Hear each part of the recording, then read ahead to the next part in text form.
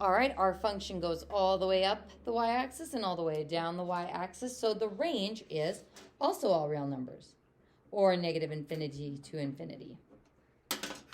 So check it out, folks. We've got another domain of all real numbers. So with these parent functions, 4 out of the 5 of them have a domain of all real numbers. So pretty good odds. If you want to guess, all real numbers is looking good. Now the range is all real numbers as well. Same as with the linear function. So these two have the same range, and these two have the same range values. Any questions so far on those parent functions? All right, now for the nasty one, the square root function. So our equation for this is y equals the square root of x. Can we use an input of -1? Nope. And if you tried it on your calculator using second x squared, you would say, oh, I get an error. So you can't be plugging in negatives. What is the first input I can plug in? A week ago when I asked this, a lot of people were like, 1. And yeah, 1 is a perfect square. That's a good looking input for us. But the first perfect square we can plug in is actually 0. So 0 is not a perfect square we talk about a lot, but just because we don't use it for like simplifying radicals or anything. But 0 is the first perfect square. 1's a perfect square. What's the other perfect square we want to plug in?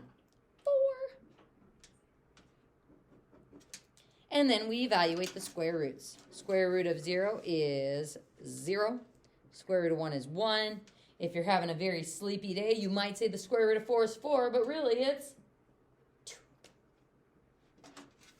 And those are our points. 0, 0, 1, 1, 2, 3, 4, 2. And we're going to swoosh on up and to the right.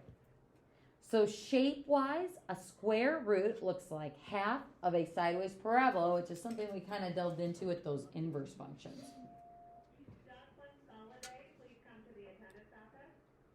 Now, domain for this, folks, are we going to get over here to these x values? That's a no. So this is the only domain of all these parent functions that doesn't have a domain of all real numbers. The first annoying thing about this is we have to use the variable x. This is the only time that we have to do that for this function. And we say that the values are going to be greater than or equal to 0 because they start at that vertex and are covered going to the right. But students will a lot of times accidentally use y instead of the x variable for that one. What about the range? Where do our y values start? Also at 0 and covered going upward and outward. So y greater than or equal to 0.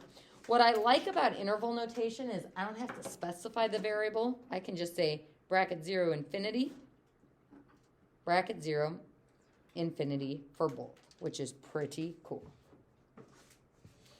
So folks, that is our parent functions in a nutshell. But now what we are going to do is start exploring the transformations in regards to the parent functions. But I think we'll take a quick break before we do that.